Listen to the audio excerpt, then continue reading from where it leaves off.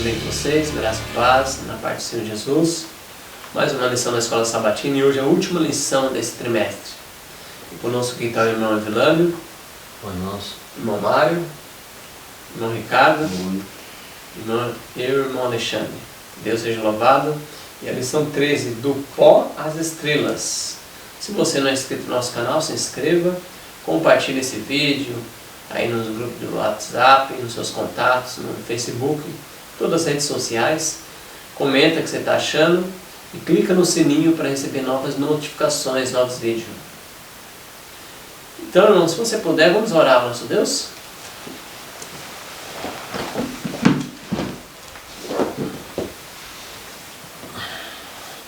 Nosso Deus, nosso Pai, nós estamos aqui, Senhor Deus, para fazer mais um comentário desta lição, Senhor. Amém. Joga a Tua bênção que o Senhor venha iluminar nossas mentes ao decorrer dos textos bíblicos e também dos escritos do Espírito de Profecia, Senhor. Nós vamos apresentar isso aqui com muita eficiência e humildade, Pai. Nos dá a Tua luz, o Teu poder. No doce nome de Jesus nós te pedimos. Amém, Senhor. Amém. Muito bem, meus irmãos. Hoje é a lição número 13, né? É do pó às estrelas, e o texto aqui está em Daniel 12, verso 3. Os que foram sábios, pois resplandecerão como o fulgor do firmamento, e os que a muitos conduzirem à justiça, como as estrelas sempre e eternamente. Olha que texto interessante, irmãos. Então vamos falar sobre essa introdução da lição. Já começa falando, né, Alexandre, fala dos que forem sábios, né? Que forem sábios para entender a palavra de Deus, para viver a palavra de Deus, né? Eles vão resplandecer como a luz no firmamento, todo aquele brilho, né? E aí fala, e aqueles, né, que forem instrumentos de Deus, ele está dizendo para conduzir os outros à justiça, mostrando o caminho, né? Ou seja, não guardar somente para si, né, a palavra de Deus, não vou guardar a verdade somente para mim, não, vou passar para os outros também, vou tentar tirar outros da ignorância, da cegueira espiritual. Essas pessoas, diz assim, que elas serão como as estrelas para sempre, né, eternas no firmamento. Então isso mostra o valor que Deus dá para essas pessoas que além de praticar o que Ele ensina, ainda ajuda outros a praticar, a andar no caminho. Isso é importantíssimo, muito importante. Durante toda a lição aqui a gente percebe que o autor tenta levar a gente, cada um de nós que estuda a lição, numa comparação com a situação que Daniel viveu, né? Refletindo a situação em que os salvos vão viver nos últimos dias. É sempre assim, né? No segundo parágrafo da parte de sábado diz, né, que como vimos, Daniel e seus companheiros permaneceram fiéis a Deus e demonstraram sabedoria incomparável em meio às provações e desafios do exílio. Ele fala, da mesma forma, ao enfrentar a tribulação, o povo de Deus, do tempo do fim, também permanecerá fiel, especialmente durante o tempo de angústia, qual nunca houve desde que houve nação. Então, o verso para memorizar tem a aplicação para Daniel e seus companheiros, que resplandeceram também em meio a todos aqueles impérios ali que houve, né, os dois impérios que mencionam no livro de Daniel. E da mesma forma ali na parte final, né, os que a muitos conduzirem à justiça, como as estrelas sempre e eternamente. Já refletindo já aí o povo de Deus e Daniel e seus companheiros também, que vão refletir e fulgurar como as estrelas sempre e eternamente, quando na volta de Cristo, quando estiverem salvos no céu, né? Uma estrela, pois, não tem como escondê-la, né? Ela está no céu, mas passa em nuvens, sim, ali tampando a visão e o brilho dela, né? Mas uma hora clareia o tempo e ela está ali no mesmo lugar, resplandecendo durante todo o tempo, toda a eternidade. Eu quero só fazer uma leitura de profecia, irmãos. Essa aqui é uma mensagem aos jovens. Eu quero ler um trecho, né, falando da importância disso, né, de você colocar isso em prática na sua vida. Olha só o que diz aqui, que nobre empreendimento, uma alma para louvar a Deus por toda a eternidade, uma alma para fruir a felicidade e a vida eterna, uma pedra preciosa em sua coroa para brilhar qual estrela para todo sempre. Porém, mesmo mais que uma alma pode ser levada a se desviar do erro para a verdade, do pecado para a santidade. Diz o Senhor por meio do profeta: e os que há muito ensinam a justiça refugirão como as estrelas, sempre e eternamente. Então, os que se empenham com Cristo e os anjos para salvar as almas a perecer, são ricamente recompensados pelo reino, o reino do céu. E aqui ela dá um alerta. Olha só o que ela fala: vi que muitas almas se salvariam, caso os jovens estivessem no lugar em que se deveriam achar, consagrados a Deus e à verdade. Então aqui ela mostra a importância, né, disso, né, de se consagrar a Deus, e ainda fala assim que muitas pessoas poderiam ser salvas, né? Poderiam ser salvas se os jovens estivessem no lugar que deveriam estar, né? Quando ela fala os jovens aqui, ela está falando os jovens da igreja, né, onde deveriam estar consagrados a Deus e à verdade, né? Mas infelizmente alguns parecem não atender esse chamado, não conseguem compreender a força que Deus deu para cada um deles e vive de qualquer jeito. E infelizmente para essas pessoas, se elas não se arrependerem, elas vão ser deixadas de lado na volta do nosso Senhor Jesus Cristo. E lembrando que para Deus, como para Deus, Daniel tinha muito valor, seus amigos têm muito valor porque eles honraram a Deus, deram um bom testemunho nesse mundo mal. O texto de Daniel 12 deixa bem claro que pessoas assim, elas são valiosas para Deus, porque são pessoas corajosas e pessoas que preferem sofrer qualquer consequência do que desonrar o nome de Deus. Então nós temos que ter esse mesmo espírito que teve Daniel e seus companheiros, né? Irmãos, tem um texto aqui no Testemunho para a Igreja, volume 1, na página 112, que é muito bom. Eu não vou ler, eu vou ler só algumas linhas, coisa rápida.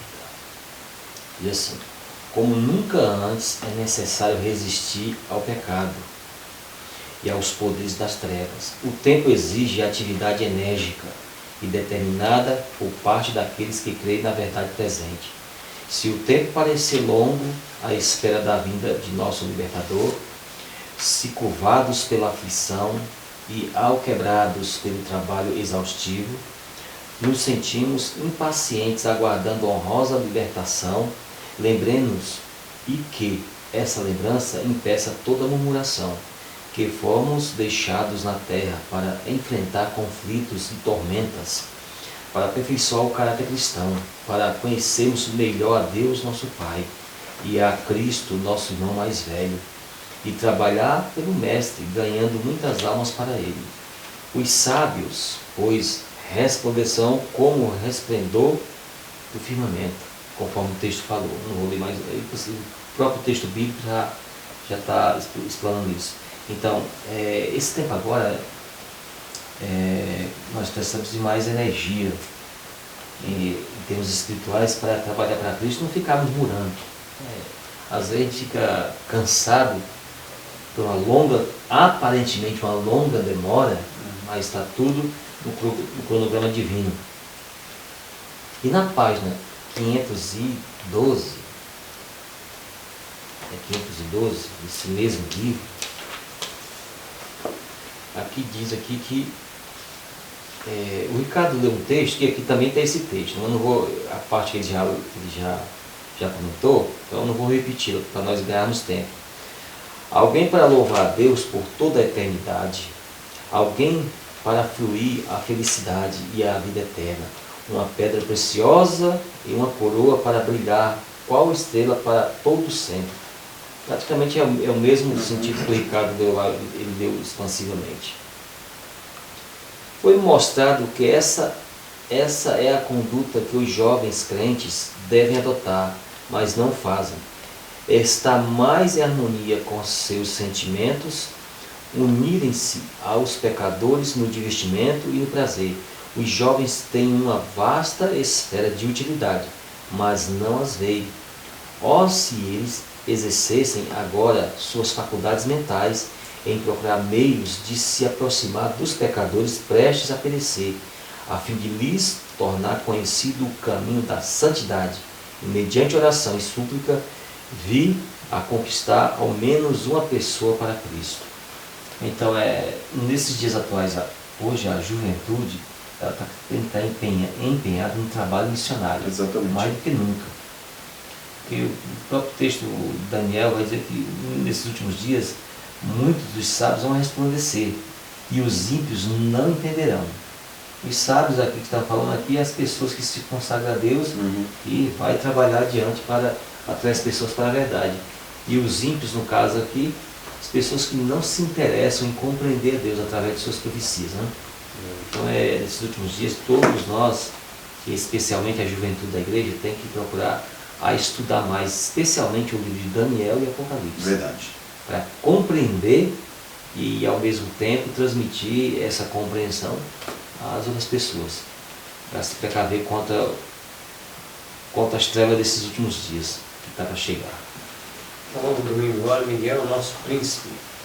Daniel 12:1, Mário pode ler para nós. Ricardo, Romanos 8:34, eu vou ler Hebreus 7:25.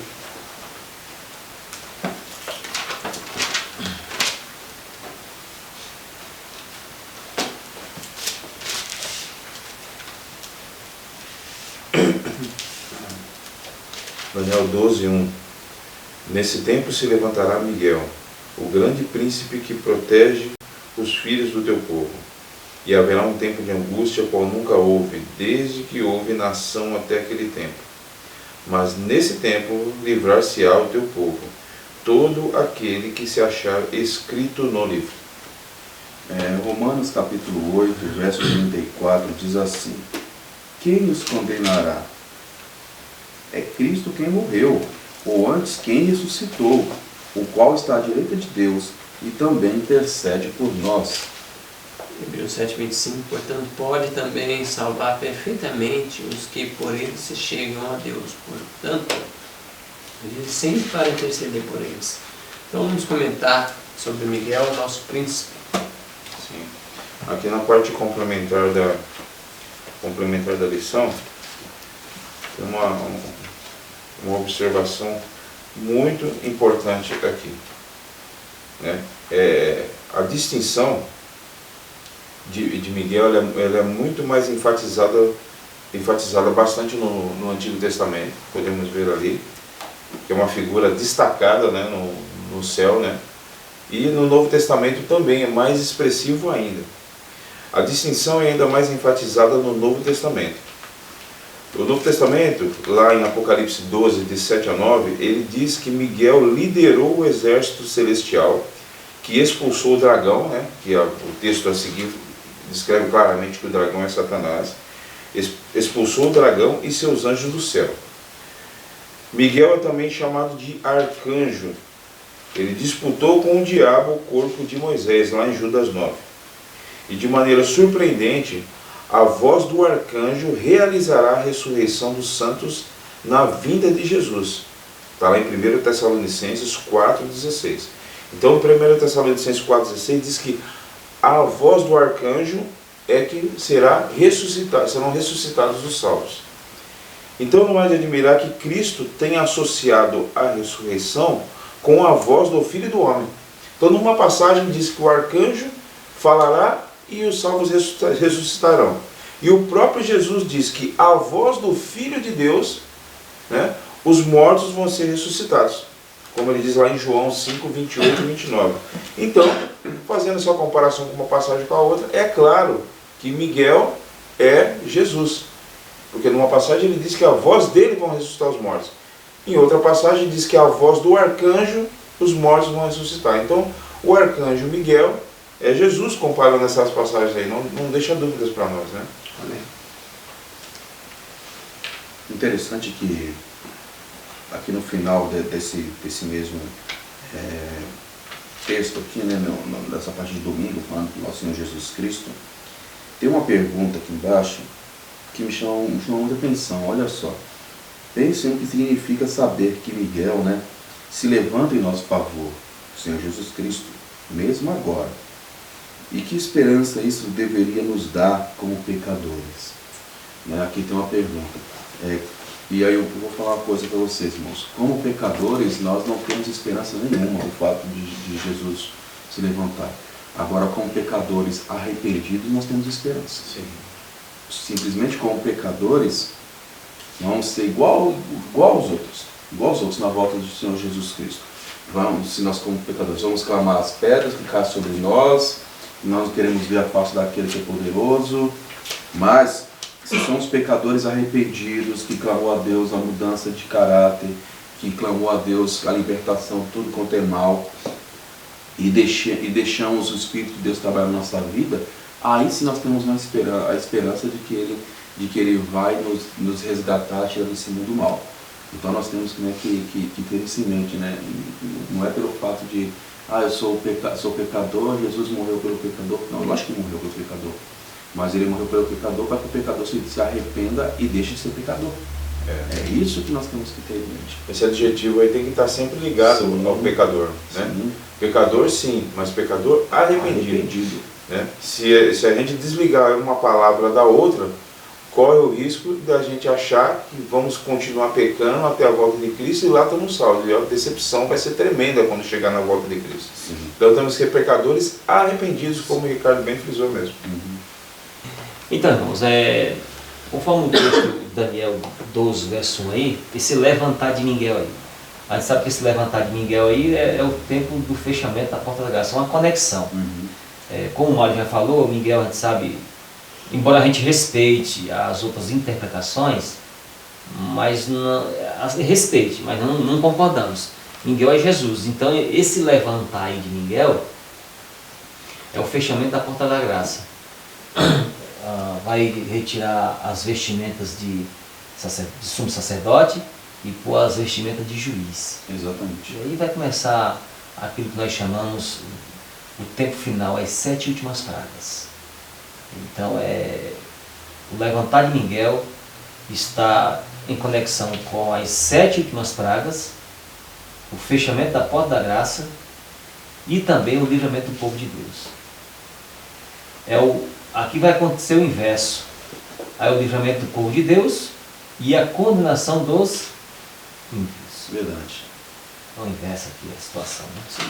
Então vamos segundo agora, escrito no livro, o mesmo texto que nós lemos, Daniel 12:1, agora nós vamos ver escrito no livro. Naquele tempo se levantará Miguel, o grande príncipe, que se levanta em favor dos filhos do teu povo. E haverá um tempo de angústia, qual nunca houve, desde que existiu a nação até aquele tempo. Naquele tempo teu povo será livrado. Quem vai ser livrado? Todo aquele que for achado escrito no livro. Então vamos comentar esse escrito no livro, irmãos. Então, no livro do Grande Conflito, na página 484, eu tenho tantas páginas, que daqui a pouco eu dou a numeração das páginas aos irmãos. O capítulo fala sobre o quê? O capítulo aqui fala o grande juiz de investigação. Os livros de registro no céu, nos quais estão relatados os nomes e ações dos homens, devem determinar a decisão do juízo. Diz o profeta Daniel, assentou-se o juízo. Eu vou pular aqui para mais na frente para comentar outro texto, aí vocês podem ler a página toda, tá bom? O livro da vida contém os nomes de todos os que já entraram para o serviço de Deus. Jesus ordenou aos seus discípulos, alegrai-vos, antes por estarem os vossos nomes escritos nos livros dos céus. Lucas 10, verso 20. Você pode ler também em Filipenses 4, versículo 3. Eu estou adiantando, não vou fazer leitura para adiantar aqui, para ser rápido. Olhando através dos séculos para o tempo de angústia, qual nunca houve, declara que se livrará o povo de Deus, todo aquele que se achar escrito no livro. E no Apocalipse diz que apenas entrarão na cidade de Deus aqueles cujos nomes estão escritos no livro da vida do Cordeiro. Daniel 12, verso 1, Apocalipse 21, versículo 27. E no capítulo Aproxima-se o tempo de angústia, você também pode ler, eu vou aqui, eu já falei alguma coisa sobre essa questão. Então, Jesus, ele sai da intercessão, fecha a porta da graça, e o povo de Deus, ele é protegido ali, está protegido, não vai haver mais martírio, porque não tem fundamento nenhum. Não tem necessidade. Não tem nenhuma necessidade. Então, Jesus, ele protege o seu povo no tempo mais angustiante de suas vidas, né? Porque o tempo de angústia, a gente sabe que essa angústia vai ser, o povo de Deus vai, nesse tempo, vai permanecer em pé, firme, sem a intercessão de Cristo. Então, é tudo uma corrente que nós não podemos quebrar. Miguel sai da intercessão, que é Jesus, e se veste com as vestimentas de juiz. Fecha a porta da graça, cai as 7 últimas pragas, o povo de Deus é protegido, os ímpios sofrem as 7 últimas pragas, e quem cometer qualquer pecado, que tiver essa teologia aí de dizer que o povo de Deus vai cometer pecado até o fim, na volta de Jesus, a gente sabe que isso é uma aberração. Mas muitos pastores, aqui nós não podemos tampar o sol com a peneira.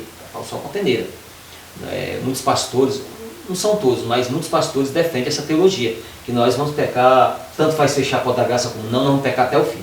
Olha só, Guilherme, conforme que você falou, eu quero fazer a leitura do grande conflito. Sim, pode fazer, pode fazer. Aqui no próprio capítulo, aproxima-se o tempo de angústia, aqui na página 613, olha só o que diz.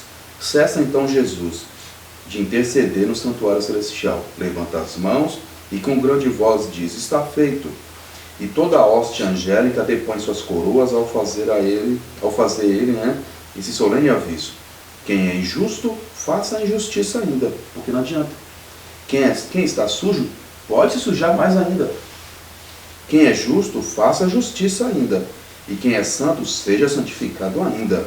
Apocalipse 22, verso 11. Todos os casos foram decididos para a vida ou para a morte. Cristo fez expiação por seu povo e apagou os seus pecados. O número de seus súditos completou-se. O reino e o domínio e a majestade dos reinos debaixo de todo o céu estão prestes a ser entregue aos herdeiros da salvação. E Jesus deve reinar como o Rei dos Reis e Senhor dos Senhores. E aí, pega esse pedaço que você falou, irmão. E deixando ele, Jesus, o santuário, as trevas cobrem os habitantes da terra. Naquele tempo terrível, os justos devem viver à vista de um Deus santo sem intercessor. Ou seja, após Jesus sair do santuário celestial, tem um tempo ainda, né? Até ele chegar aqui tem um tempo ainda, e o povo não tem intercessor, ainda continua. Removeu-se a restrição que estivera sobre os ímpios, e Satanás tem domínio completo sobre os que finalmente se encontraram impenitentes. Né? Então, aí fala, ao cessar os anjos de Deus de conter os ventos impetuosos das paixões humanas, ficarão lá soltas todos os elementos de contenda. O mundo inteiro se envolverá em ruína, mais terrível do que a que sobreveio a Jerusalém na antiguidade. Olha só como vai ser terrível. Então, como ele mencionou, irmãos, né? Quando o Senhor Jesus Cristo terminar sua obra, né? Sua obra final de intercessão, né? Pelo povo, os salvos, né? O povo santo de Deus vão ficar aqui em pé. É claro, o Espírito de Deus vai estar com eles, mas vai ser tirado das outras pessoas, porque deixa bem claro, o Espírito de Deus foi retirado das pessoas impenitentes que não quiseram saber, mas diz o seguinte, que eles vão ter que ficar em pé, sem a intercessão de Jesus Cristo. Jesus Cristo já fez a intercessão, agora não tem mais ninguém pleiteando em favor deles no santuário. Exatamente. Então, se porventura acontecesse uma tragédia de algum deles pecar, infelizmente não teria mais ninguém para poder fazer isso. Mas nós sabemos que não vai acontecer isso, porque são pessoas que pelo poder de Jesus Cristo foram libertas de todo tipo de pecado praticado nas suas vidas, né? O pecado externo e interno. Né? Ou seja, que era coisa que já estava que era os traços do caráter dele, que foi limpo aquilo ali. Antes da volta de Jesus, aquilo ali foi transformado. Né? Então ele não tem, mesmo estando nessa carne frágil que todo ser humano tem, o caráter é puro, não quer mais saber do que é mal, quer só honrar a Deus, custe o que custar. Porque a nova teologia diz que nós não cometemos só pecado, nós somos pecado. Nós não só cometemos, nós somos pecado. Então, nós somos um pecado ambulante. Em ter nascido em si, nós somos pecados. É uma situação, no mínimo, incoerente. É uma aberração. No mínimo incoerente, porque não tem lógica nenhuma.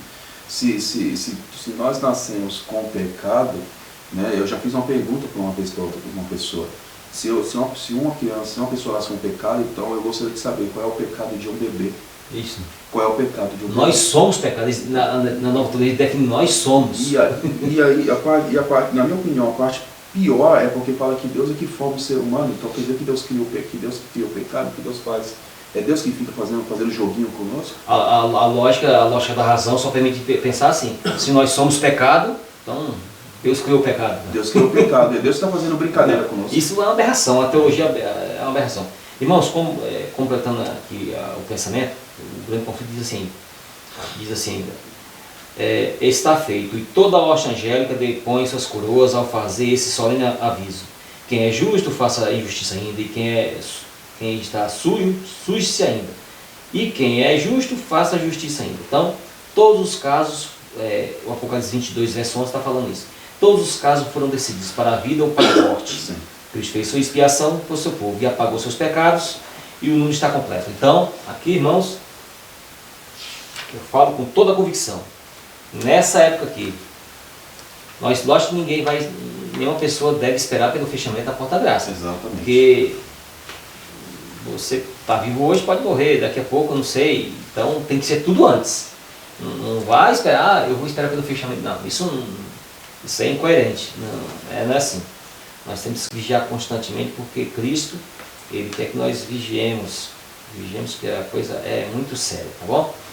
Então tem outros textos aqui, grande conflito na página 594, 611, 613, 622, 634 a 35, 649. E o Patriarcas e Profetas, na página 201 a 203, 256. Profetas e Reis, 513.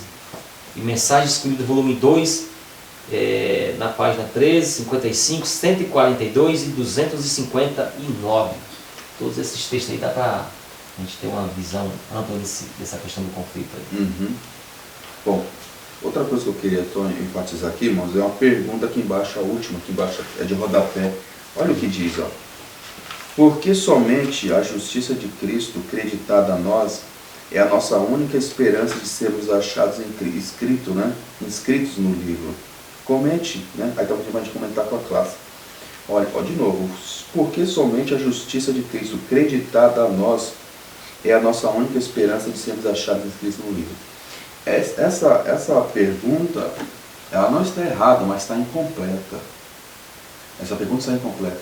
Porque a justiça, aqui, a justiça de Cristo não é somente justiça imputada, justiça acreditada em nós, mas é justiça comunicada a cada dia também. Tá? Jesus declarar a gente justo, glória a Deus por isso. Mas ele não somente declara, como ele torna a pessoa justa a cada dia, ele transforma a pessoa. Tá? Então não podemos esquecer disso. E tem um texto que fala disso, irmãos. Está no Mensagem aos Jovens também. Não é somente a justiça de Cristo comunicada a nós, porque Jesus morreu por nós e ele deu de presente, mas é aquela que ele a cada dia nos transforma, nos prepara. E olha só o que diz aqui na página 35 do Mensagem aos Jovens. Deixa eu achar aqui. A 35, Mensagem aos Jovens. Aqui está dizendo, o capítulo no nosso dia de oportunidade, página 35. Fala assim, ó, a justiça interior é testificada pela exterior. Quem é justo interiormente não é insensível nem incompassivo, mas dia a dia cresce na imagem de Cristo, indo de força em força. O que está sendo santificado pela verdade exercerá domínio próprio e seguirá os passos de Jesus, de Cristo, até que a graça se perca na glória. É imputada a justiça pela qual somos justificados, ou seja, foi dado, né? Uhum. Aquela pela qual somos santificados é a comunicada. Então, olha só, é imputada a justiça pela qual somos justificados. E aquela qual somos santificados é a comunicada. A primeira justiça, que é a imputada, é o nosso título para o céu. Ó, você ganhou o acesso. Você ganhou o acesso. A segunda é a nossa adaptação, é a nossa adaptação para ele. Então, é que nem, é porque nós sabemos que o lar eterno vai ser a escola superior. Então, eu não posso subir de nível se eu não tenho condições de tentar acompanhar aquele nível ali. Então aqui, quando ele fala somente a justiça acreditada a nós, a nossa esperança de ser escrito no livro, não é só isso. Não é só isso. É a comunicada e a imputada, é as duas. Porque não adianta nada Jesus me declarar, não, Jesus morreu na cruz, eu aceitei Jesus Cristo, olha, já foi apagar seus pecados, você está no seu nome escrito no livro da vida. Mas se eu vivo na prática do pecado, meu nome está escrito no livro da vida, para continuar escrito no livro da vida, por mais que eu fale que eu sou de Jesus Cristo, a palavra de Deus é bem claro, sabe muito bem que muitos vão se perder, vai ser como a areia do mar, mas não aceitaram Jesus Cristo, não se batizaram, não disseram, Senhor Jesus Cristo, Jesus é meu Senhor. Tem até a situação que o Senhor Jesus conta, que ele fala assim, que muitos naquele dia vão dizer, Senhor, em seu nome eu fiz isso, eu fiz aquilo outro. Aí Jesus vai falar o quê? Apartai-vos de mim, eu não vos conheço, vocês que praticam o quê? A maldade. Ou seja, eles receberam a imputada, mas não permitiram que a justiça comunicada fizesse parte da vida deles. Então, por mais que eles tinham o nome escrito no livro da vida naquele primeiro dia, naquele primeiro momento, foi retirado por causa de uma vida de pecado. Então, não basta somente ter a justiça acreditada, ter a justiça imputada, mas tem que ser comunicada, a transformação a cada dia. Amém. É só complemento aqui. Aquele pensamento aqui assim, bom, Deus me justificando, tá bom, não precisa ser justo. Precisa ser só justificado, mas justo não. Declarado inocente, né? Só declarado, mesmo se fazendo as coisas erradas, nem mostrando arrependimento. Só precisa que Deus me declare que eu sou inocente, mesmo que eu não seja. Então tá bom demais. Aí mora um perigo. Nunca uma pessoa pode dizer que ela é assim, em termos espirituais, é assim, eu sou inocente. Quem declara que a pessoa é inocente é Deus. Nunca a pessoa diz assim, eu sou santo. Não, isso aí deixa para Deus. Mas a pessoa dizer que não, porque a Bíblia fala, todos aqueles que onde herdar o reino dos céus caminham para a santificação. Paulo fala que ninguém vai ver Deus sem a santificação. Então a gente deve tomar um cuidado em relação a isso, né? Então,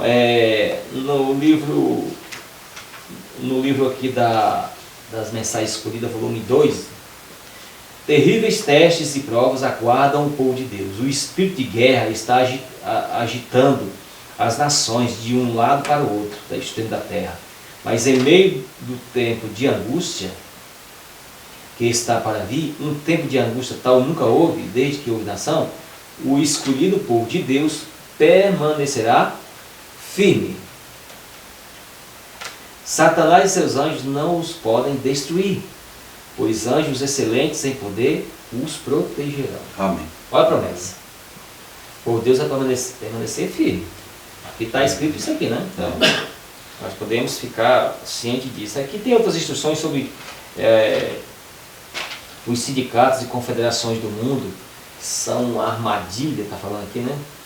Conservai fora longe deles, não tenhais a ver com eles, né? Está falando. E nossos restaurantes devem estar na cidade, tudo no tempo do fim, para atrair as pessoas para a temperança, pois de outra maneira os obreiros desses restaurantes não poderiam alcançar o povo e ensinar os princípios do viver saudável para compreender mais a vontade de Deus.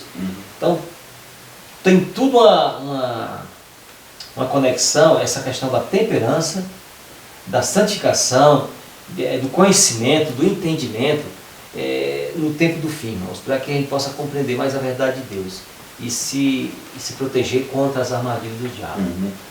Irmão, só um tema bem interessante aqui. Quando é que é escrito a pessoa no livro da vida? Quando ela se converte. Quando é tirado no livro da vida quando ela permanece no pecado. Lá em Moisés, vocês lembram, né, da passagem que Moisés falou, risca meu nome no livro da vida se você for destruir esse povo.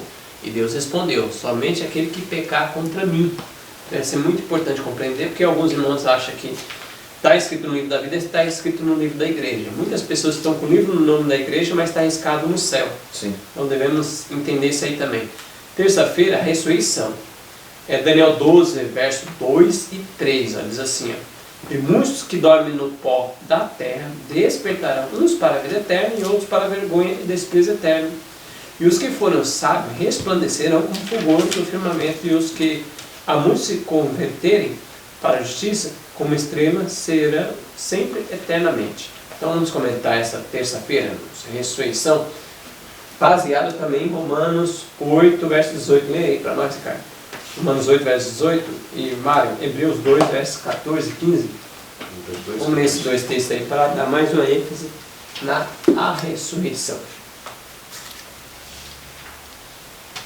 Romanos capítulo 8, verso 18 diz assim: pois tenho para mim que as aflições deste tempo presente não se podem comparar com a glória que em nós há de ser revelada. Hebreus 2, 14 e 15. Portanto, visto que os filhos participam da carne e do sangue, também ele participou das mesmas coisas, para que pela morte aniquilasse o que tinha o império da morte, isto é, o diabo, e livrasse a todos os que, com medo da morte, estavam por toda a vida sujeitos à escravidão. Então vamos comentar aí a ressurreição. Aqui a ressurreição, ela traz o fim do destino de todos nós, né, que vivemos na face dessa terra. O quê? A morte. Né? A morte simboliza o fim, o esquecimento, final de tudo. Não existe mais nada. Mas Cristo, ele vence o poder da morte. Do mesmo jeito que Apocalipse 12 diz que ele venceu lá no céu, expulsou Satanás e o diabo e os seus anjos lá, né? A vitória final de Cristo, né, será quando ele retornar e vencer o poder da morte. Né? Aí será inaugurado um tempo em que o próprio tempo praticamente não existirá mais. Né? Não nos preocuparemos mais com o tempo, porque o tempo será o quê? Eterno. Viveremos eternamente. Né? Hoje vivemos na nossa correria do nosso dia a dia, às vezes não temos tempo para nada, não conseguimos dispor de meia hora, de 30, de 40 minutos, né, para poder fazer o que quer que seja. Né? Mas a partir desse tempo, nós não nos preocuparemos mais com o tempo. Cristo dará um basta, um fim à morte, que é uma intrusa que entrou na vida de cada um de nós. Né? Ali é uma passagem aqui na lição muito interessante que diz que a morte, ela traz ruína e é o fim de tudo por aqui. Porém, recebemos a promessa de que ela não terá a última palavra para os fiéis. Quando Cristo quebrou as cadeias da morte e ressurgiu do túmulo, ele lhe desferiu um golpe fatal na morte. Agora podemos contemplar, além da realidade temporária da morte, a realidade suprema da vida que recebemos de Deus em Cristo. Visto que Miguel se levantará, aqueles que pertencem a ele também se levantarão da terra do pó, para brilhar como as estrelas para todo sempre. Então, acontecerá conosco o mesmo que aconteceu com Jesus. Ressurgir da morte e ressurgir do pó da terra. Amém. Amém. Nesse texto aqui, da ressurreição, nós sabemos que Jesus falou para os fariseus: vocês me virão, vocês vão me ver nas nuvens dos céus. Então ele falou para os fariseus: eu quero que você fale, o céu não é o Filho de Deus. Assim tu dizes, né? Tu dizes. E vocês me verão nas nuvens do céu. Apocalipse capítulo 1, versículo 7, né? Até mesmo aquele que os transpassaram verão. Então aí chamada ressurreição especial. No Grande Conflito, na página 643, nesse livro aqui, nessa edição aqui. E qual é o capítulo aí, irmão? Aqui o livramento dos justos. Abre-se as sepulturas e muitos que dormem no pó da terra ressuscitarão, uns para a vida eterna e outros para a vergonha e desprezo eterno.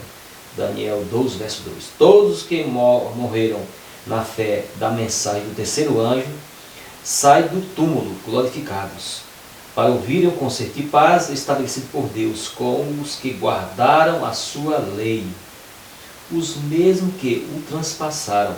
Apocalipse capítulo 1, verso 7. Os que zombaram e escarneceram da agonia de Cristo, e os mais acérrimos inimigos de sua verdade e povo, ressuscitam para contemplá-lo em sua glória. e vê a honra conferida aos fiéis e obedientes. Vamos lá então. Os que morreram na terceira mensagem angélica e os ímpios, lá no tempo de Jesus, Caifás, Anás, aquele pessoal todo lá que crucificaram a Cristo, logicamente, obviamente, aqueles que não se arrependeram, estarão lá para ver o povo de Deus receber o prêmio eterno. Vai ser, imagina assim, vai ser como uma cena, como o morto não tem noção, não sabe de nada, não tem noção de tempo, vai ser como ele tivesse visto Cristo crucificado agora e no estralar de dedos vê se Cristo novamente vindo nas nuvens dos céus. E a decepção, como será a decepção? Dessas pessoas que rejeitaram Jesus Cristo, né? Que perseguiram. Mas em compensação, aqueles que morreram na fé do terceiro anjo vai ser uma eis o nosso Deus, né? É. Então, é chamada ressurreição especial. A ressurreição especial, quem tem que entender, que muitos teólogos fazem uma bagunça teológica e esses textos são muito simples de entender. São muito simples de entender. Não é complicado esses textos. Né? Eles estão conectados. Jesus falou, vocês vão me ver vindo. O morto não vê nada. Quem vê é vivo. Jesus os ressuscita. Os ressuscita para contemplar. Normalmente eles vão contemplar Jesus na sua glória e ver o prêmio dos santos. Amém. Ainda uma bênção maior ainda, né? Que o comentário da lição cita uma passagem aqui da meditação matinal de 1959, a fé pela qual eu vivo. Ela diz aqui que a voz de Deus é ouvida no céu, declarando o dia e a hora da vinda de Jesus e estabelecendo um concerto eterno com seu povo. Então, a bênção que esse povo vai ter, além de todas elas, é ouvir a voz do próprio Deus declarando dos céus o dia e a hora da volta de Cristo. Né? O que nós desejaríamos saber, né, desde agora, né, todos os que morreram na fé, na mensagem do terceiro anjo, eles vão ouvir o dia e a hora exato da volta de Cristo. Né? Então eles vão ressuscitar um pouco antes de Jesus voltar, para poder, justamente, Deus é tão justo que Ele vai declarar a essas pessoas que morreram aguardando a volta de Cristo o dia e a hora. Então, a eternidade para essas pessoas vai começar nesse mundo já. A partir do momento que eles ressuscitarem, antes até de Jesus voltar, Jesus vai conceder esse presente eterno a esses salvos. Que a eternidade para esses vai começar aqui. Já vai começar aqui. Sim. Tem um texto, irmãos, aqui, gostaria só de ler um textinho aqui, que alguns também, como eu sempre falo, alguns teólogos também bagunçam. Quando as pessoas ressuscitarem, o caráter não vai ser mudado. Olha que interessante aqui. Na página 255, a herança dos santos é o capítulo. Eventos finais. Se quer ser santo no céu, precisa ser primeiro ser santo na terra. Os traços de caráter que acalentais na vida não serão modificados pela morte ou pela ressurreição. Sairão da sepultura com a mesma disposição que manifestassem em vosso lar na sociedade. Jesus não altera o caráter em sua vida. A obra de transformação tem que ser efetuada agora. Nossa vida diária está determinando o nosso destino. Precisamos arrepender-nos dos defeitos de caráter, vencê-lo pela graça de Cristo e formar um caráter simétrico, reto, nesse período de prova, a fim de que sejamos habilitados para as mansões lá do alto. Olha que interessante. Então, para ser habilitado para o céu, tem que estar com caráter simétrico, reto. Tanto nós vivos, Deus não vai transformar a sua vida, como aqueles que morrerem. Quem morrer vai ressuscitar do mesmo jeito, não vai alterar caráter. Mesmo porque a passagem de Apocalipse, que fala a respeito disso aí, ela é bem clara. Quem é justo, justifique-se ainda. Então ela fala um verbo quem já é justo, justifique-se ainda.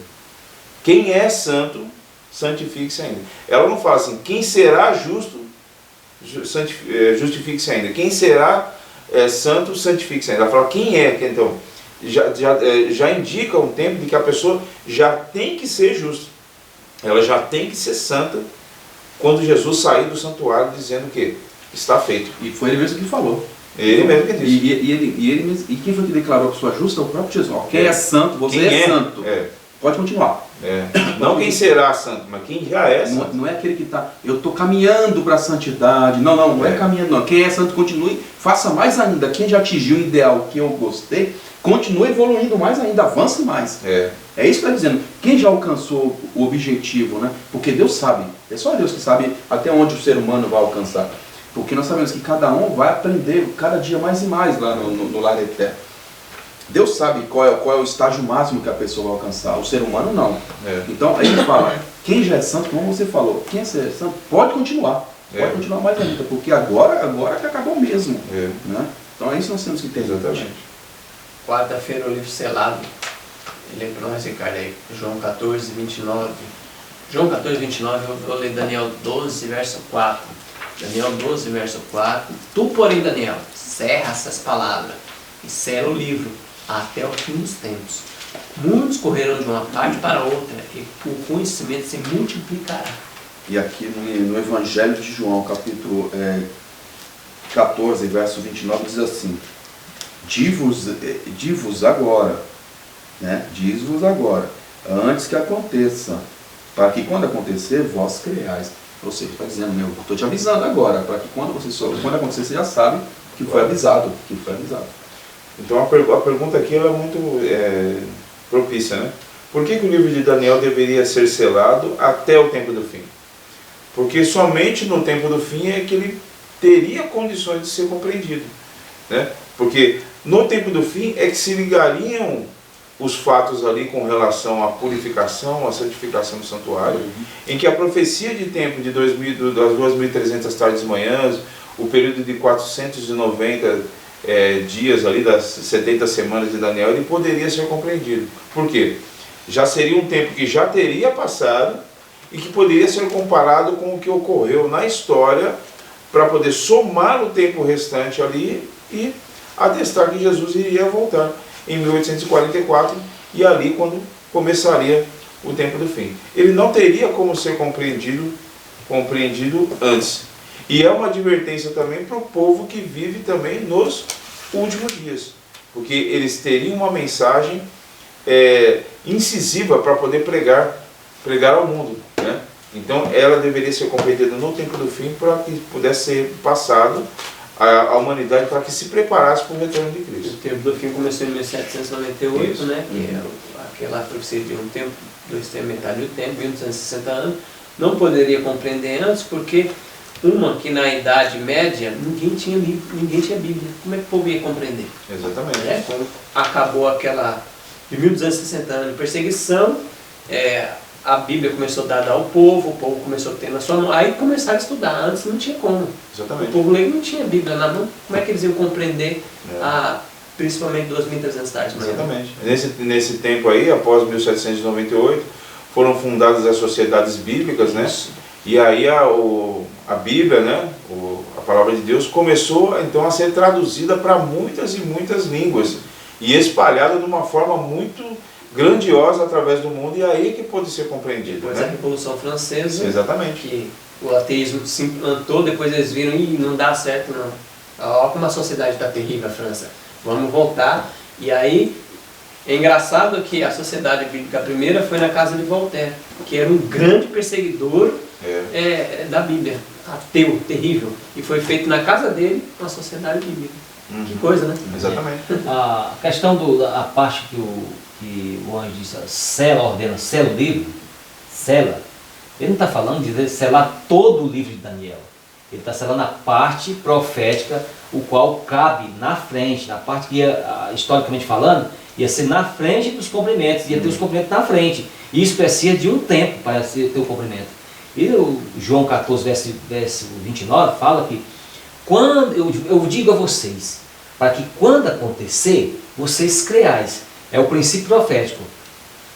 Que quando o povo de Deus vê o cumprimento da profecia, aumente a sua fé. Esse é o princípio. Mas só pode acontecer isso se uma pessoa atenta. Exatamente, uma pessoa atenta às profecias. Sim. Porque a Bíblia recomenda, não desprezeis as profecias. Não havendo profecia, o povo se corrompe.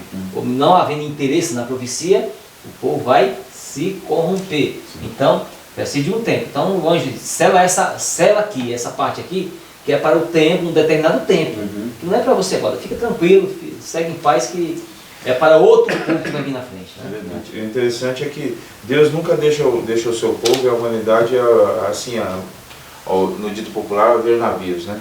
Ele começou a enviar sinais de que o tempo do fim estava próximo, né? Sinais incompreensíveis, inexplicáveis, que o ser humano não conseguia explicar, o que levou muitas pessoas a temerem ali por esse tempo e admitirem que eram sinais divinos, né? O terremoto de Lisboa, o escurecimento do sol, a mudança da cor da lua se tornando em sangue, a queda das estrelas, a própria queda do papado também em 1798, tudo isso fez com que despertasse a atenção das pessoas para que o tempo do fim estava chegando. Porque se não houvesse esses sinais aí, as pessoas continuariam suas vidas também sem se preocupar. Mas Deus, na sua misericórdia, enviou esses sinais, levando as pessoas a observar o que Jesus declarou lá em Mateus capítulo 24, e então perceberam que alguma coisa estava para acontecer.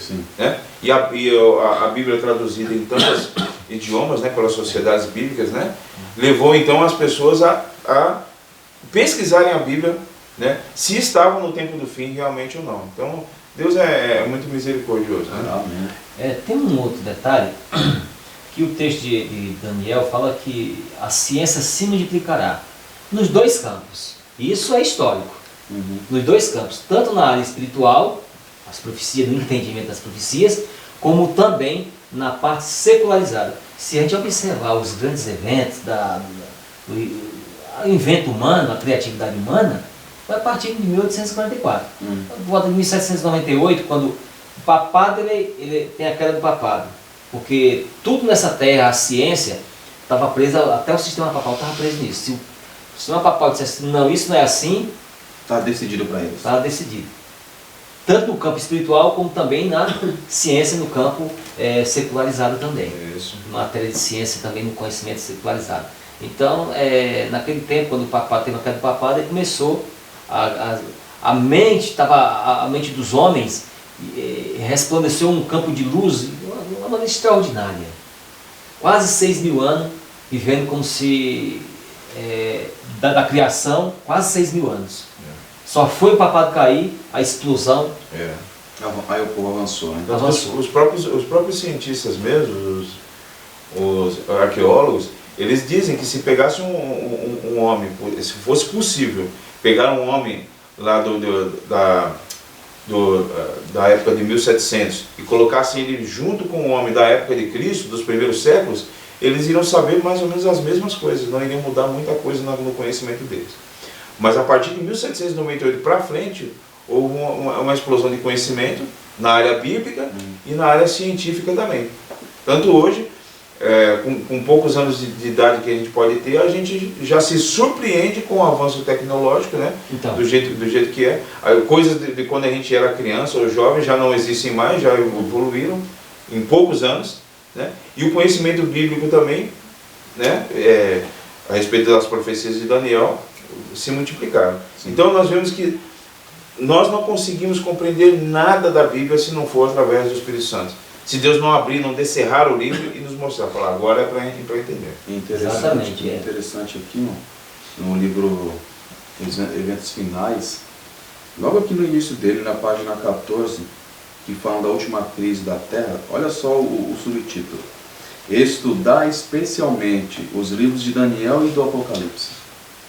Olha só o que ela diz: há necessidade de mais íntimo estudo da palavra de Deus. Isso é fato. Especialmente deve Daniel e Apocalipse merecer atenção, como nunca antes na história de nossa obra. A luz que Daniel recebeu de Deus foi dada especialmente para esses últimos dias. Daniel. Aí continuamos. Leiamos e estudemos o capítulo 12 de Daniel. Ele é uma advertência que todos nós precisamos compreender antes do tempo de angústia. E aí continua: o último dos escritos do Novo Testamento, Apocalipse, está cheio de verdades cuja compreensão nos é necessária. Aí, olha só mais uma: as predições do livro do Apocalipse que ainda não se cumpriram, logo se cumprirão. Esta profecia deve ser agora estudada com diligência pelo povo de Deus e compreendida claramente, não é somente é compreender claramente o assunto, né? E ela não encobre a verdade, nos previne com clareza, contando-nos o que haverá no futuro. As solenes mensagens que foram dadas em sua ordem no Apocalipse devem ocupar primeiro lugar do espírito do povo de Deus. Veja, está falando que Daniel Apocalipse tem que colocar, tem que estar diante de mim, de você, de todos nós, de toda a igreja, a cada dia. Então, Daniel Apocalipse, a primeira coisa que eu tenho que querer estudar na palavra de Deus são as profecias. É isso que eu tenho que me focar, eu tenho que compreender a cada dia. Não, deixa eu estudar isso aqui. Vai que tem algo que eu passei por cima, sabe? Aí, muitas vezes, a gente está preocupado como igreja em estudar outras coisas. Não estou falando que não sejam coisas ruins, não é isso. Mas nós temos que dar preferência, primazia para Daniel e Apocalipse. Não estou falando que as outras não sejam importantes, por favor. Né? Mas Daniel e Apocalipse tem que estar lá direto, bater nessa tecla, é como se fosse martelar todo dia aquilo ali. Então, todos os cultos têm que puxar para esse assunto, mas não podemos falar sobre mensagem de saúde. Lógico que tem que falar sobre mensagem de saúde. Não podemos falar sobre a questão da música. Temos que falar a respeito da música. Mas nós temos que falar de Daniel e Apocalipse, principalmente a questão dos últimos dias, as coisas que estão acontecendo. Todos esses assuntos se encontram no Apocalipse. A Bíblia toda se encontra no Apocalipse. Sim. O cumprimento final é tudo no Apocalipse. Então, a recomendação do Espírito de Profecia é que Daniel e Apocalipse estejam constantemente diante da igreja, do povo de Deus, e diante do mundo. Amém. Tanto da igreja como do mundo. Amém. Constantemente. A igreja e o mundo tem que ser bombardeado pelo Daniel e Apocalipse. Amém. Para as pessoas se alertarem, porque o que está para vir aí, irmãos, não é brincadeira não. O negócio é sério. E o diabo, ele não dorme. Ele está 24 horas ligado. Verdade.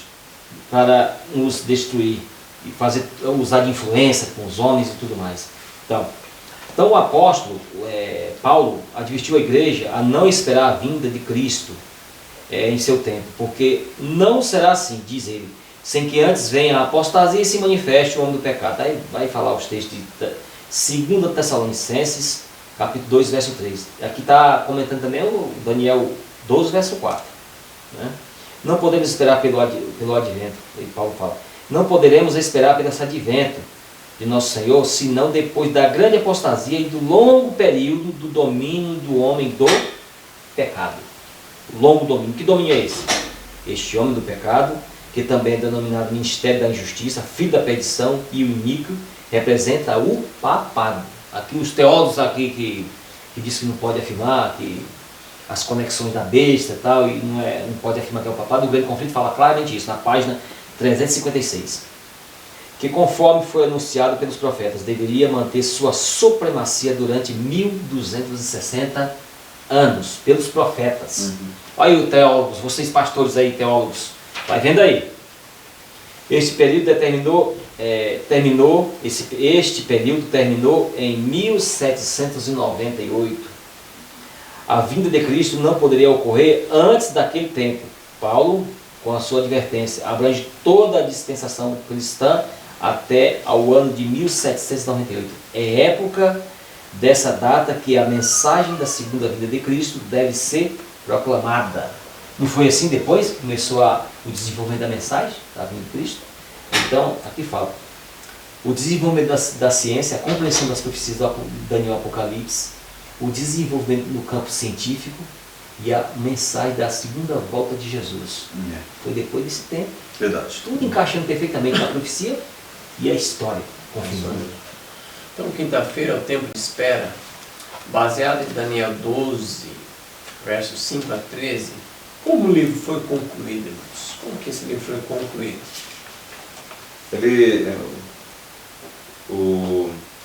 Essa passagem aqui que está falando aqui, ela descreve outros dois períodos aqui, né, de 1290 anos e 1335 dias, né?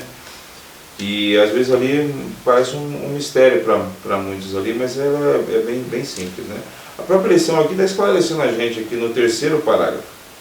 Ela fala que os outros dois períodos de tempo, 1290 e 1335 dias, respondem uma pergunta feita pelo próprio Daniel ao homem vestido de linho. Qual pergunta foi essa? Qual será o fim destas coisas? E ambos começam com a remoção do sacrifício diário e o estabelecimento da abominação desoladora. Embora a gente estabeleça ali o ano de 538 para o início do papado, né, efetivamente, ele não começou efetivamente em 538. Ele já começou um movimento muito grande para se estabelecer o papado 30 anos antes, no ano 508. Né? Então, a partir do ano 508, um dos reis ali daqueles povos que cercavam Roma ali, ele começou, intensificou um poderio militar e uma guerra muito grande para que se estabelecesse o bispo de Roma como cabeça de toda a igreja. Então, se a gente contar o ano de 508 até o ano de 1798, dá os 1290 dias. Essa é a questão aqui dos 1290 dias. E os 1335 dias, eles já se estendem até o ano de 1843. O ano que, a partir daí até 1844, ia ser proclamado com a maior intensidade, né, a notícia da vinda de Cristo, a grande boa nova da vinda de Cristo. Então, esses dois períodos proféticos aí é muito simples. Um começa em 508 a.C., e o outro, 1335 dias, ele termina exatamente em 1843. Um pouco antes do ano de 1844, 22 de outubro, onde se iniciaria o sacerdócio de Cristo. No caso dos 1290 anos, 508 até 1798. Exatamente. E no caso conforme você apresentou a data aí, os 1335 dias, isso.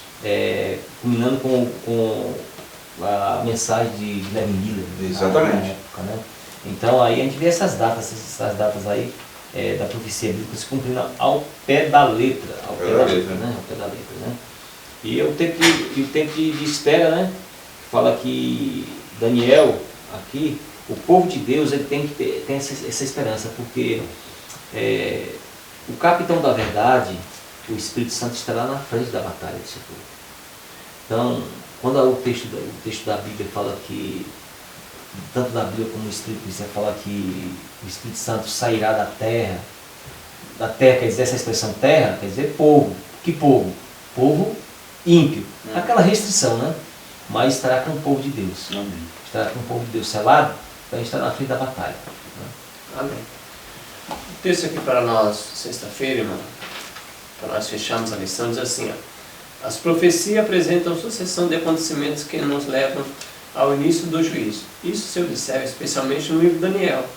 Entretanto, a parte da sua profecia que se refere aos últimos dias, Daniel teve ordem de fechar e selar até o tempo do fim. Não poderia, antes que alcancemos o tempo do juízo, ser proclamada uma mensagem relativa ao mesmo juízo e baseada no cumprimento daquelas profecias. Mas no tempo do fim, diz o profeta, muitos correrão de uma parte para outra, e assim se multiplicará. Daniel 12, verso 4. O apóstolo Paulo advertiu a igreja de não esperar a vinda de Cristo em seu tempo, porque não será assim, diz ele, sem que antes venha a apostasia e se manifeste o homem do pecado, segundo Tessalonicenses 2, verso 3. Não podemos esperar pelo advento do nosso Senhor, senão depois da grande apostasia do longo período do domínio do homem do pecado.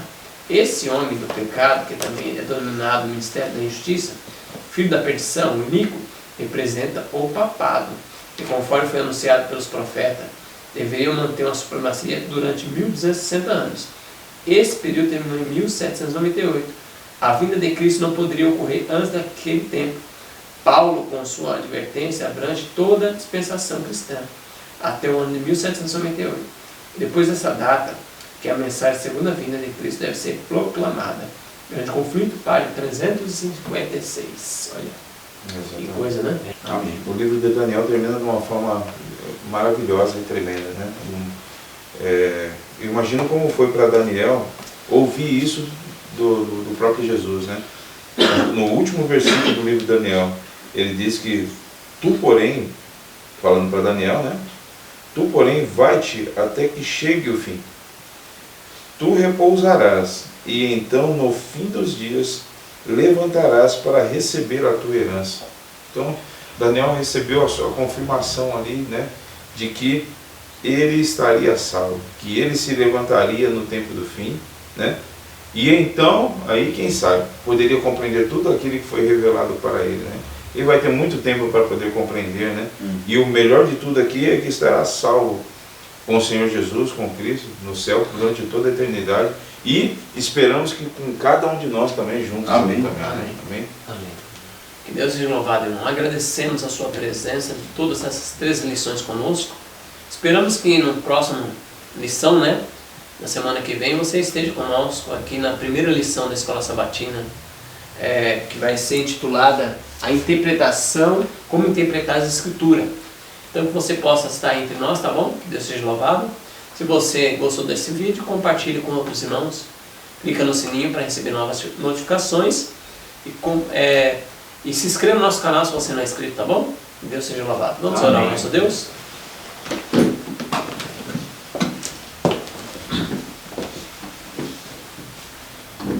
Senhor, seja santificado o teu nome, Amém. Senhor.